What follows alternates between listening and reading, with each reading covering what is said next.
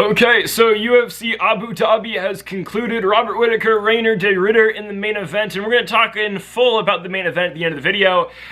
My thoughts, again, I'll get to that later. Did I think it was a robbery? I don't know if I can say robbery. Did I think RDR should have lost the fight? Yes. Okay, and I'll get into that in full later in the video. But we have all 12 fights to talk about right now, folks. Before we get into the video, make sure to hit that subscribe button down below for some more weekly UFC content here on the channel. The Contender Series is coming up, so we're going to have our Contender Series predictions in a couple weeks, PFL predictions, UFC predictions tomorrow, PFL predictions Monday, recaps, best bets. Make sure to hit that subscribe button down below here on Greedo Plays MMA.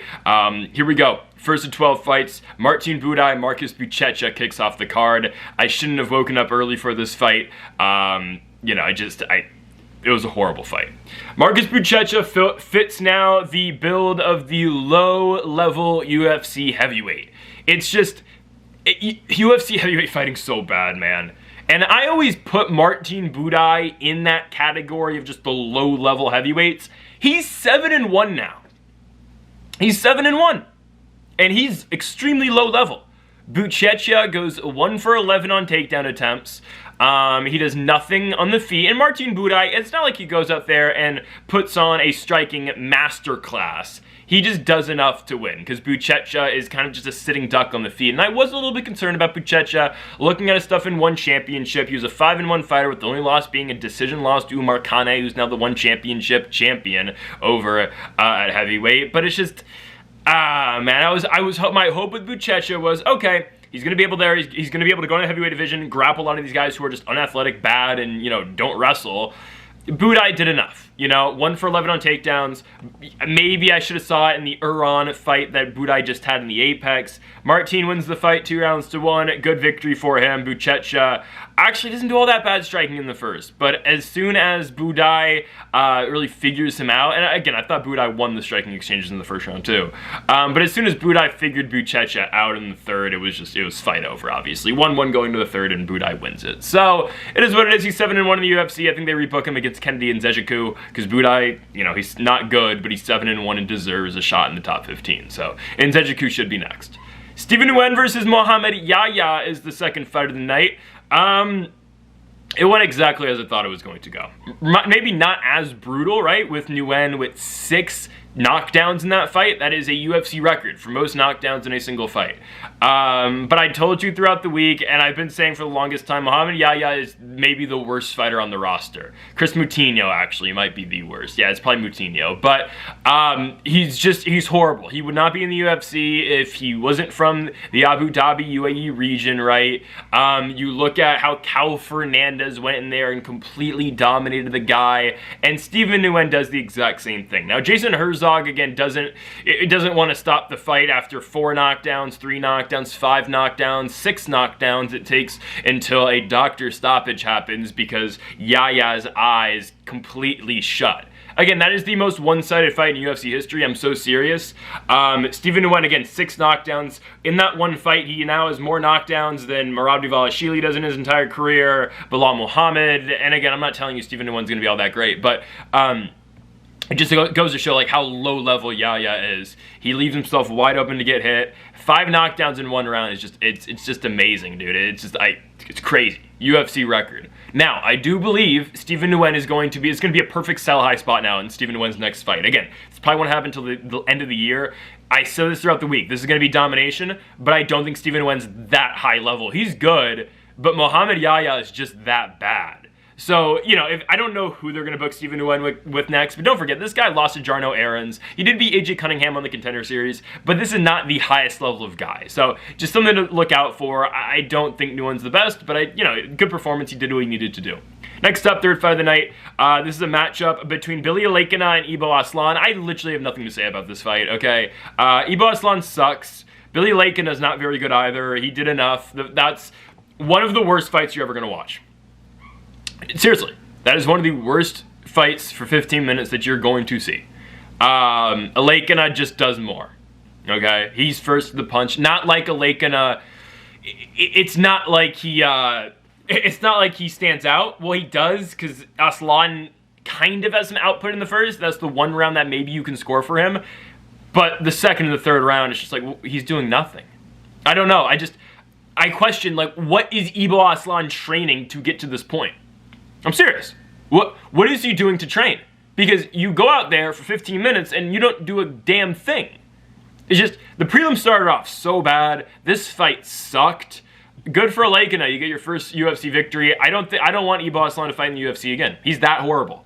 Throw a punch maybe. And Aslan thought he won at the end of the night. At the end of the fight. I picked Aslan to win. I was like, all right, I think he can land early on Alaka. Nope. Nope, nope, nope. I thought he lost pretty clearly. I don't even know if I give him the first round. Just a bad performance. I don't want to see Ibo Aslan fight ever again. Next up, Tabat Richi Amanda Hebos. Okay, hey, that was our big underdog pick. Tabat Richi wins. Didn't think she was going to win like that. Richi with a knockout victory is crazy. It's a nice elbow. I don't know. She's in the clinch. And again, Richi, pressure fighter, right? That's what she's doing in the first round. She's the one, she's getting outstruck in all fairness, but she's the one clinching. She's trying to grapple with Hebos. Hebos takes her down momentarily in the first round too, but regardless. Second round, Richi's having a lot more success in the feet. She's really working in the clinch. It looks like Hebos is slowing down, and Richi just hits her with a nice elbow. It kind of just glances off the head of Hebos. I didn't think it completely landed, but then, oh, here comes Hebos. She completely crumples, and Richi finishes the fight on the ground. Richi, I don't think at first didn't really realize how hurt she had Amanda Hebos, but gets the knockout finish in the clinch, which is crazy. I believe it's got to be the first finish at top of Richi's career. So good on her, right? She's going to get a decent promotional push, I think, into the top 5, or at least another top 5 fight. First knockout win of her career. Second. First in the UFC. It is what it is. I'm really happy with that performance for Tabat Richi, showing that, okay, and I don't think, again, she's going to become this knockout, fighter. It's not what Tabat Richi does. She's not even going to become a striker, but it just shows more, more layers into her game, that she's more than just a clinch fighter. She's more than just a grappler. She can go out there and finish a fight like that. Again, will it ever happen again? Probably not. Let's just be honest. That probably will never happen ever again. But really good on Tabat Richi. Goes out there and beats a fighter in Amanda Hebos, who's been around, the top 10 for a while. She's fought in main events, and Tabat Richi goes out there and gets the finish. Good win. I have nothing else to say. So I'm impressed by Tabat Richi in that spot. Get her back in the top 5, or a fight into the top 5. Give her the Mackenzie Dern rematch. Mackenzie Dern's not good at fighting. Give Richi that rematch. She'll go out there and win that fight. Next up, let's go to the bantamweight division. Dangerous Davy Grant versus Damone Blackshere. I'm disappointed in Damone Blackshere, like I'm really disappointed in the guy in our next fight we're going to talk about. It's a tale of two fights.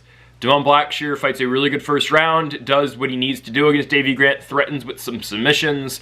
Second round happens, third round happens. Davy Grant is the one applying pressure. Davy Grant's the one stuffing takedowns. And really, Damone gets to the point in the third round where he's not even shooting him anymore, because he knows, all right, I'm too gassed. I'm not probably going to be able to get those. So ultimately, Davy Grant wins a decision, right? He keeps the fight standing in the second and third round, and right, ultimately, Dangerous Davy Grant gets the W. I'm disappointed in Blackshere. This was a really good opportunity for him to go beat a veteran that a lot of people have heard of. First round's not that entertaining, right? But that's the fight that Damone Blackshere needed to fight. Now, we did hit our over in this fight. I thought the over 2.5 was going to finish, or was going to hit. Now, I didn't think it was going to hit like that, though. I thought Damone Blackshere was going to be threatening with takedowns. I thought he was going to be the one that I was more concerned about, okay, can Damone Blackshere get a sub? And obviously, right, if the fight was fought on the feet like it was, I'd never expected Davy Grant to finish Damone Blackshere. But it just got to a point in the third round, I was like, all right, Damone can't get a takedown. And he's not really close with Davy Grant, who looks as fresh in the 14th minute of the fight than he did at the very start of the fight. Just a disappointing outing from Damone Blackshere. There's really nothing else to say about it. Couldn't get a takedown past the first round. Wins the first. Threatens with an armbar at the end of that first round. Doesn't get anything else going the rest of the fight. Davy Grant's old. He's 38 and he keeps on winning. That's why I picked Damone Blackshere, because I was like, I don't know how much longer Davy Grant can really win at 135 pounds, but it is what it is. He beats Damone Blackshere, and I don't know. He's going to keep getting fights within the top 25-ish. So, good on Davy Grant. Damone Blackshere needs to go back to beating Contender Series guys, But hey, I guess he's got that draw against Yusef Zalal to still, write home about. Carlos Leal losing to Muslim Salakov. Ooh, man. Brutal. King of Kung Fu, Muslim Salakov at 41 years old, knocks out and chins Carlos Leal. It's a 40-second fight. But Leal, very early in that fight, establishes, okay, I'm going to be the hunter. I'm going to chase you. I'm going to get the finish. Goes in there, really doesn't show much respect to Muslim Salakov. I get it, that's how Leal fights, but still, hands down, really trying to walk Salakov down. It's what he did for the most part in the Morono fight. It's what he would do in the PFL when he knew he was better than guys, and that's how Leal was different. And I always mention this when Leal fights. That's where he's a little bit different when he fought Sadibou C, because he had respect for Sadibou. Because Sadibou was so long, and Sadibou would really use his kicks, piece him up with the jab, keep him at distance. Leal was not concerned about Salakov at all, and anything coming back at him gets chin with the right hook, right? Leal throws, counter check, counter right hook, Salakov puts him down and puts him out. Just it's a walk-off knockout, right? You know, Leal gets dropped and no follow-up punches. He's done, right? It is what, as Randy Brown tweeted, you know, that's, or something along the lines of, steroid cheaters never win, and I guess, and Leal has been, the center of a conversation about steroid use, obviously, in the UFC. But, yeah, Muslim Salakov wins, 41 years of age, the king of kung fu. I mean, I've never doubted the fact that Muslim Salakov still got power at this point in time. Bisping said it himself, the power is a thing that goes last when you're a fighter, when you're getting older. I guess, yeah, I would say maybe your grappling ability is what goes last, because I don't think you ever lose your grappling ability for the most part, or just, knowing how to grapple. It is what it is. It's just the point that's being made. But, yeah, good on Muslim Salakov. 9-4 now in the UFC, 3 straight wins over Ponzinibbio, Song Kenan, and Carlos Leal. Back-to-back first-round knockout wins, too. I don't know where Leal goes. I do think he'll be in the UFC for a very long time. I just can't take him seriously now as a top 15 fighter. I think he'll learn from this, honestly. If you're Carlos Leal, you need to show more respect to what's coming back at you and the power that's coming back at you, regardless of who the fighter is. Yeah, I think Salakov, he called out Steel Wonderboy Thompson. That's great. I think Wonderboy, even, at his age, still beats Leal. Like, I thought Wonderboy should have beat Bonfim in his last fight. But that's a good fight. Salakov, excuse me, did I say Leal? It's a good fight. Two older guys. Wonderboy's 42, Salakov's 41. It makes sense. Just make it happen. Do it in Greenville, South Carolina on a co-main event in December, right? I wouldn't mind seeing that. I do think Wonderboy, though, still has enough left in the tank to beat a guy like Muslim Salakov. Okay, let's go on now to the featured prelim, Bryce Mitchell versus Said Nurmagomedov. Good victory for Bryce Mitchell. I saw it happening. First round, Said Nurmagomedov gets the biggest moment of the fight by landing a knee right up the middle on Bryce Mitchell. But Bryce, he's got the heart of a warrior, the heart of a lion. Comes in there and finds the takedowns in the second and the third round. Sure, did he do any damage late in that fight? Oh, hell no. Bryce Mitchell didn't even have a significant strike in the third round. But you can't win the fight if you literally do no damage on the other side as well, right? When it comes down to that, there's no strikes landed really, or no, significant strikes landed in the second or the third round. Well, we're going to take the fighter with control time. And trust me, I'm going to get back to this point later in the video about control time and who deservedly should win fights, okay? But I have no problem with Bryce Mitchell getting the scorecards here. It's just, yeah, the fight was horrible, it was boring, but hey, I told you, Said was not on Bryce Mitchell's level. This was the toughest fight of Bryce Mitchell's career. He said it himself, getting down to 135 pounds, and he was just too big, and he was just too strong for Said Nurmagomedov. Lost the first round, but Said can't wrestle like those other Dagestanis, and Bryce Mitchell has a cardio, and he's got a gas tank. Go out there, put the boots on, and went out there and out-wrestled Said Nurmagomedov. But in all seriousness, yeah, good for Bryce Mitchell, right? Getting back in the win column, down 135 pounds. I think he can be kind of a problem down there. He should get a top 10-ish fight next, I would assume. Don't give him Vinicius Oliveira. No. Even though I think Bryce could wrestle Vinicius Oliveira. I don't want that to happen. Give him, like, Kyler Phillips. Kyler Phillips sucks. I would love to see that next. But no, good spot for Bryce Mitchell, 135 pounds. Went out there and out-wrestled Said. Bad first round, came back, really looked good as the fight went on. So, impressed by Bryce Mitchell, happy with his performance. Next up, kicking off the main card, Bogdan Guskov, Nikita Krylov. Nikita Krylov's washed. I have nothing else to say. No, I do, but it sucks. I think Krylov's absence is what, I will say cost him being a top 5 fighter. Think about when this guy beat Ryan Spann. Main event. Well, it's supposed to be main event. Got rescheduled for a co-main event on Jan and Dvalishvili in March of 2023. He submits Ryan Spann in the first round. He's then booked in 2024. That's his next booking against Azamat Murzakanov. So he eventually comes back in April of 2025, but he takes 2 years off and gets knocked out by Dominic Reyes in the first round, and now gets knocked out by Bogdan Guskov in the first round. Nikita Krylov was on a 3-fight winning streak at the time of his absence when we thought he wasn't alive anymore, right? He living on that Ukraine-Russia border now completely claims Russia, even though I believe he was born in the Ukraine, but I don't know. I don't know how that situation works. I'm not going to speak on it.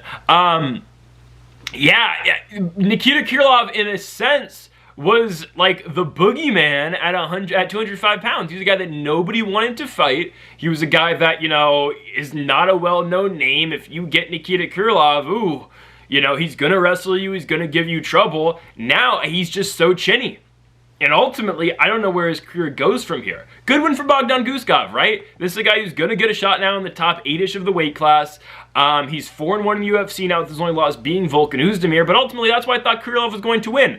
I saw Volkan Oezdemir submit Bogdan Guskov. I saw Billy Alaka see some success on the ground against Bogdan Guskov. And that just goes to show, unfortunately, where Nikita Krylov is now. He's not a top fighter anymore. He's not a top 15 fighter anymore. His striking looks sloppy. He looks slow on the feet. Can't get takedowns anymore against a guy in Bogdan Guskov who's been taken down before. Admittedly, sure, the Dominic Reyes fight's a stylistic nightmare for Krylov. Bogdan was not.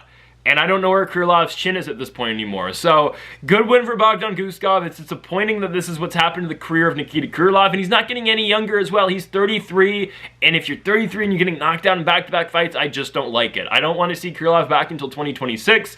We'll see. But I would like him to fight a guy outside the rankings to kick off the new year. We will see. But it is just, you know, disappointing of what's happened, in a sense, to the minor Nikita Krylov. Okay. Our next fight. Oh, God. Auabayv, Jose Achoa.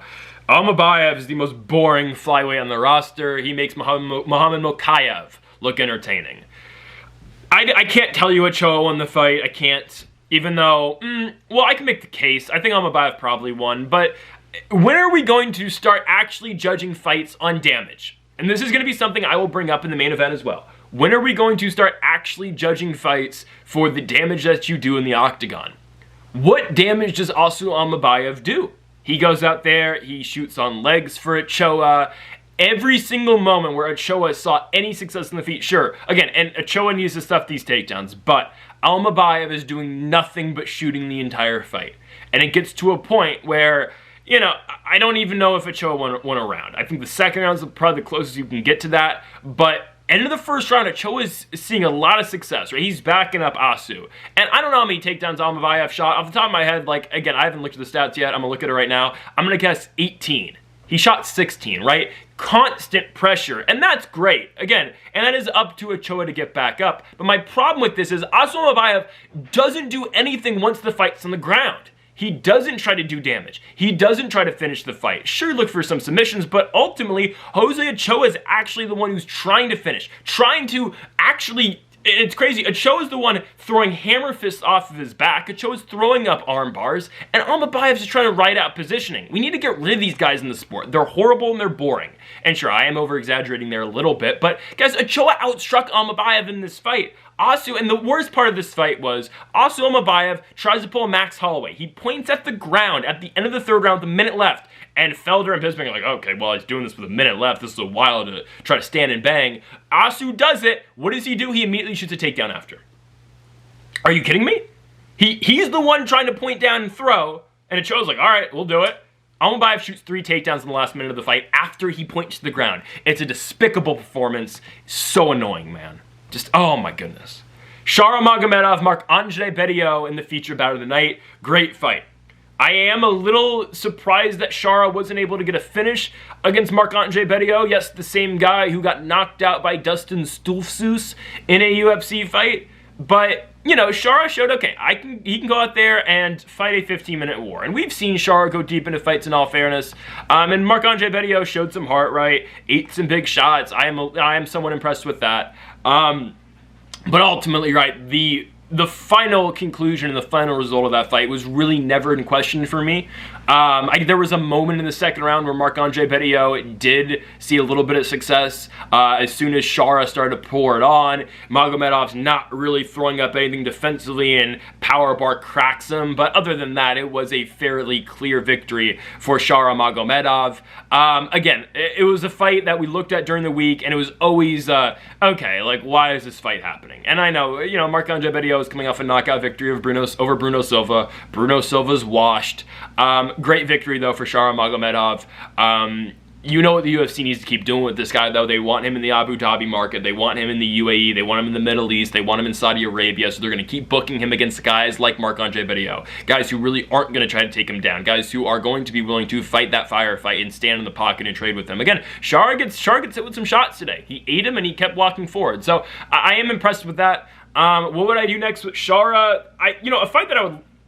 you got to keep him away from like a Jack Hermanson or a Marvin Vettori because you're trying to get Shara closer to the top 15. You got to keep him away from those grapplers. Instead, I would say you go to Roman Kopylov, who just lost to Paulo Costa. You can go to a Cesar Almeida. I'd actually like to see Cesar Almeida fight. Coming off a knockout victory over Abdulrazak Al-Hassan, that's a kickboxer. Sign me up for that. That's a good fight. I would like to see that one. But yeah, good victory for Shara Mamedov. 30-27 on all 3 cards. The second round is the closest round of the fight, but as that fight's going on, right, Shara is really taking over and getting better in the 3rd round. So good victory for Shara Mamedov. Our co-main event, Petr Yan versus Marcus McGee. It's a typical Petr Yan fight. And I'm not saying that to go after Petr Yan or hate on the performance. It was a good performance. But it's literally everything we expected, right? Marcus McGee, if he's going to see success, is going to be early in the fight because that's just how Petr Yan fights. He is a 5-round fighter who usually takes the 1st round off. Almost in every Petr Yan fight you're going to watch, he's going to lose the 1st round because he's just trying to set up everything for the duration of the fight with that 1st round. He's trying to set up feints. He's trying to set up counters. That's just how Yan fights. So McGee actually does get the 1st round in that one, but then Yan obviously gets rounds 2 and 3, and he just styles on Marcus McGee as the fight goes on. I think you can easily make the case that Yan did win that 1st round too, but I mean the 2nd round, that's a Petr Yan round. He's got Marcus McGee shooting because, again, Yan is damaging him on the feet, and in that 3rd round, it is all Petr Yan. He gets a huge takedown. Well, I wouldn't say it was a huge takedown. Gets a takedown, is really working control in the clinch that entire 3rd, and just dominating Marcus McGee on the feet as well. It's everything we thought it was going to be. It didn't make sense, the matchmaking for this fight. But I don't even know if Yan gets a title shot next. He did call out the winner of Corey Sandhagen and Merab Dvalishvili. He says, well, I've beaten Corey Sandhagen, and then he kind of just cut off his post-fight speech after. Well, it's like, yeah, you got 50-40 forward by Merab. But it's okay. I think the outcome of Yan Merab 2 is the same exact thing. And I don't think they're going to give Yan a title shot, though. I think they're going to make him fight one more time, I believe. Against 2, I don't know. I mean, oh God, who are they gonna have him fight?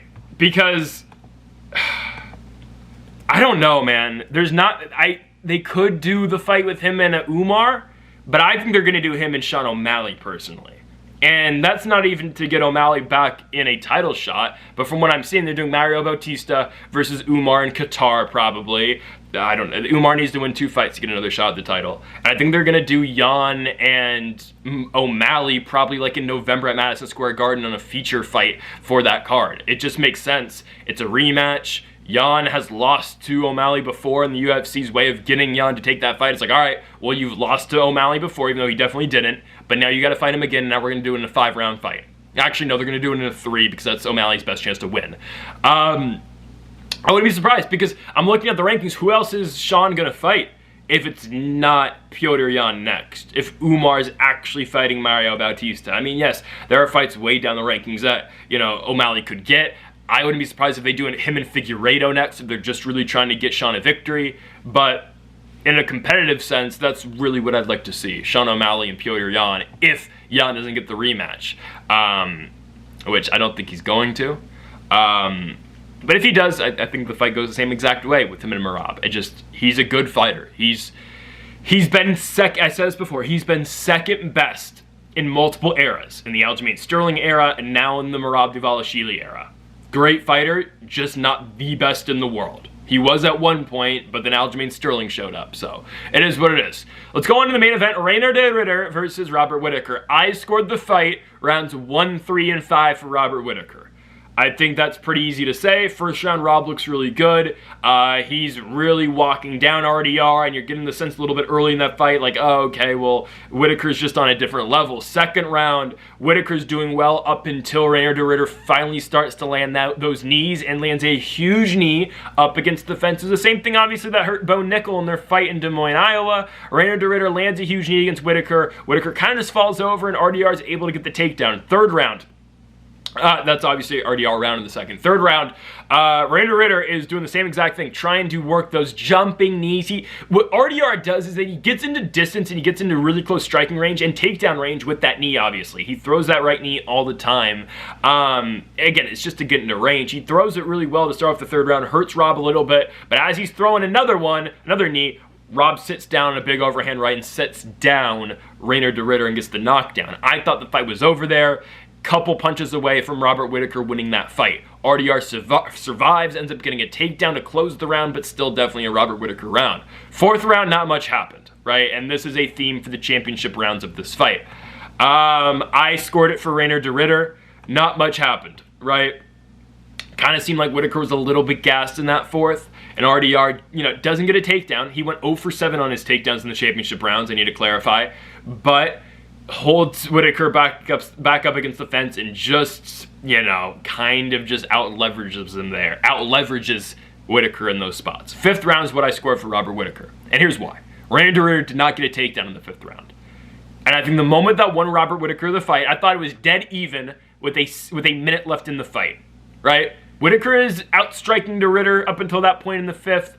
De Ridder, all he's doing is clinching and holding Rob back up against the fence. So I don't know how that wins you a fight. I thought, and the commentators thought it too, Bisbing, with a minute left in the fight, it's anybody's fight. It's even. Rob does his nice combo, 1-2. He never went to the head kick. He went to the head kick once in the entire fight after he throws the jab, cross, and the classic Whittaker combo that he landed on Jared Cannonier, landed on Yoel Romero. He didn't go to it, which I thought he could really get, because when RDR gets hit, and when he got hit with the cross by Rob, he'd turn. He would turn, and he really wouldn't throw his hand up. It was the perfect opportunity, I thought, for the jab cross kick combo out of Robert Whittaker. He only threw it once in the entire fight. I thought it was going to be there for him, and I thought he should have went back to that well more than that one time. Regardless, though, that fifth round, I thought it was dead even going into the final minute, and I thought Whittaker, he put one combo on de Ridder, throws out the jab a couple times in that third round. I thought that combo ultimately won Robert Whittaker the fight. Reinier de Ridder with 20 seconds left. And again, you got to think about octagon control too. Whittaker's walking down de Ridder to end the fight. De Ridder's backing up. Rob's, trying to do damage. And with 20 seconds left, RDR holds on to Robert Whittaker, backs him up against the fence, and holds him there. And they give the fight to Reinier de Ridder. Now, all three judges scored the fifth round for RDR. One judge, Mike Bell, scored the fourth for Robert Whittaker. I don't know how what? Because if you score the fourth for Whittaker, then the fifth should definitely be Whittaker too. So your card should have been 49-46. Anyways, I had it 48-47 Robert Whittaker. I thought he won rounds 1, 3, and 5. I don't think clinching and not doing damage and holding your opponent back up against the fence wins you a fight. It's the same thing, and I don't care. I still thought Pereira beat Ankalaev. It's a much closer fight than I initially watched it, but holding your opponent back up against the fence and not doing damage doesn't win you a fight. I think this one's worse, by the way, than Ankalaev, Pereira. Again, are either of these robberies? No. I just personally believe the other guy won the fight. Again, robbery and believing the other dude won the fight is a whole different game. But Whittaker's out the top 5 now, loses back-to-back fights. I don't know what's next for Rob. I do know what's next for Reinier de Ridder. It's likely Israel Adesanya. I talked about this last week. There's no one else in the rankings. There's no one else that makes sense for Izzy. Everyone's booked. Everybody's got to fight. That's probably what should be next. It was going to be Sean Strickland for Izzy, but Strickland's on suspension now. I think that's actually the fight for Robert Whittaker. I don't think we're going to see Whittaker back until like January. That's when Strickland, if this suspension doesn't get folded, that's when Sean will be back, will be in January. So I think that's probably the next fight to happen. Whittaker, Strickland, it's a fight that's been talked about for quite a bit. I understand that's still a high-level guy for Rob. He'll be ranked like 6, 7, and Strickland will be ranked 3rd probably. But that's the fight you should probably do next. I mean, Palakos is coming off a victory, but you don't do that fight. There is a Brendan Allen potential. They might do Brendan Allen versus Robert Whittaker. Let's just give Rob a striker, please. I don't want to see him have to fight another grappler. So, Rainer de Ridder wins the fight. Is it a robbery? No. Did I think Rob won? 100%. Yes. And sure, it is up to Rob to not be up against the fence and get himself out of that position, but I still thought ultimately the Reaper should have won. So folks, that'll do it for our UFC Abu Dhabi full card recap. Make sure to join us tomorrow for our UFC Fight Night Tyra versus Albazi full card predictions and our PFL Championships predictions on Monday as well. So folks, thank y'all for watching. Make sure to hit that subscribe button down below for more. Make sure to leave a like if you did enjoy the video. Make sure to comment what you thought of the main event. I usually say it if you do disagree with any of the picks. Anyways, folks, thank y'all for watching, and Mamba forever.